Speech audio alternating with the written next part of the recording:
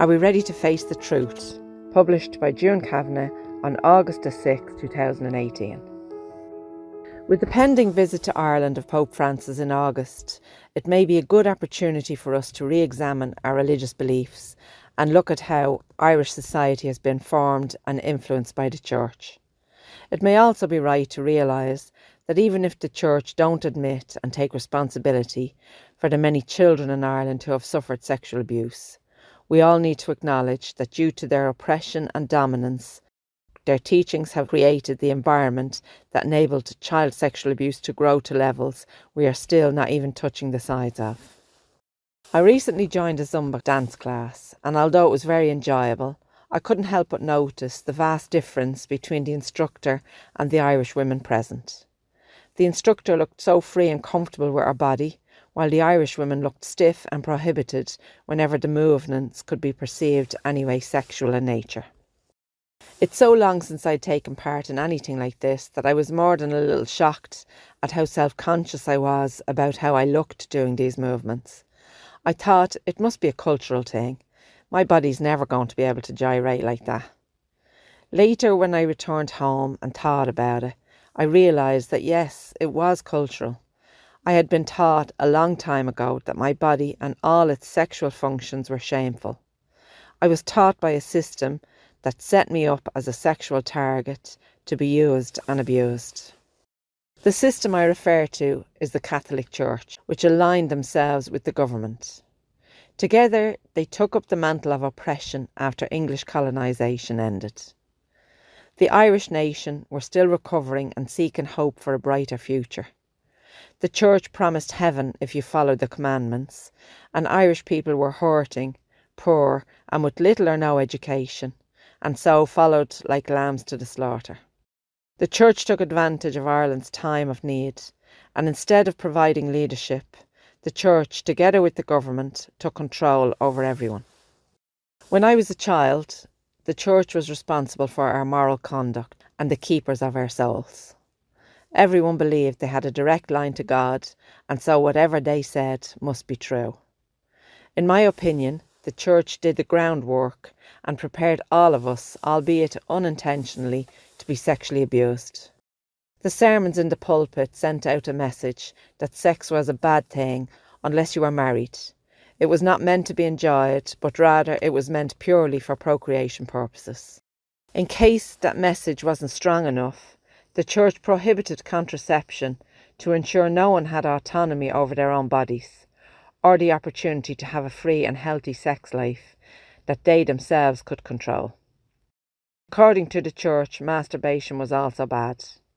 This sent out a clear message that your body was something to be ashamed of. Intentionally or not, this left everyone feeling ashamed and over self-critical of their bodies. They became frightened of any sexual drive, and like the forbidden fruit, this led to an unhealthy interest in sex. What is and should have always been a perfectly natural and healthy part of human experience was deliberately destroyed and used as a weapon of control against lay people. The Church set the tone for how women were to be viewed and treated. They dominated women's lives completely and seemed to take a special interest in controlling their sexuality. In 1944, the Church opposed the introduction of tampons, claiming they might arouse women. The Mother and Child scheme in 1950 was also opposed by the Church, which would have provided mothers and their children up to age 16 free health care. Up to then, the Church dictated on a woman's ability to reproduce and feared that this scheme would open the door to contraception and abortion. As they owned and ruled over the hospitals and schools, they held a lot of power. However, it wasn't until 1985, when women fought together, that the Church finally lost their battle to stop women accessing contraception. For the longest time, a woman couldn't refuse to have sex with her husband. If a couple were having problems in their relationship, the husband went to see the priest, who would then inform the woman that she should honour her wifely duties. This sent a clear and powerful message to everyone that men were superior and women were nothing but their property, to do it as they pleased.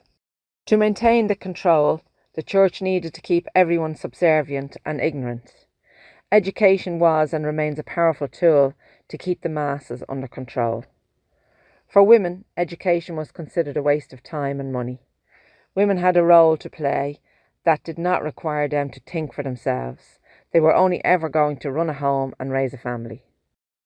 For men in the 60s, the church made it a moral sin to even attend Trinity College and regarded it as an unsafe environment for the faithful. This was endorsed by the Vatican, and if you wanted to go to Trinity, you had to get special dispensation from the Pope, a letter of tolerance. This ban was in fact not lifted until 1971. The government ruled on the few aspects of women's lives that the church couldn't reach. Everywhere in society, women were given a strong message that men's needs and lives were more important than theirs. Men were given all the control in and outside the home. In 1973, married women had to leave their jobs in the civil service as it was considered that they were occupying jobs that men should be holding. A woman had to get signed permission from their husband to collect children's allowance. A woman couldn't earn the same rate for a job as a man. She couldn't even order a pint unless she had a man with her, and even then she was asked to pour into 2 half-pint glasses and sit in the snug out of sight. As you had to be a homeowner, women were excluded from sitting on a jury.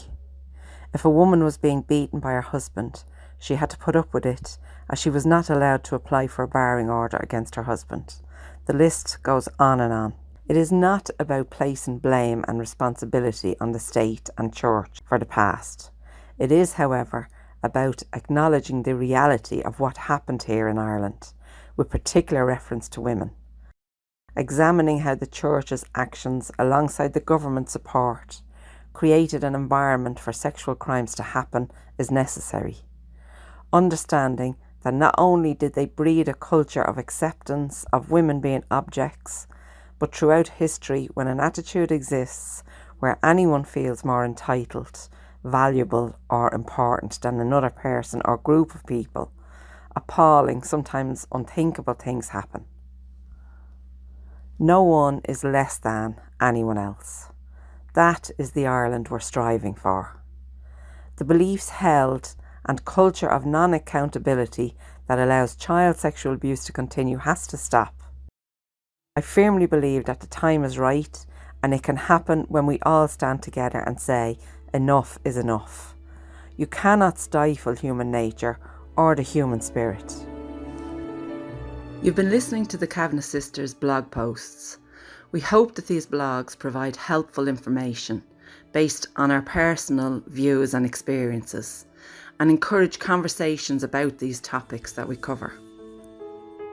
You can contact us on Twitter, Instagram, Facebook, or directly at thekavanaghsisters@gmail.com.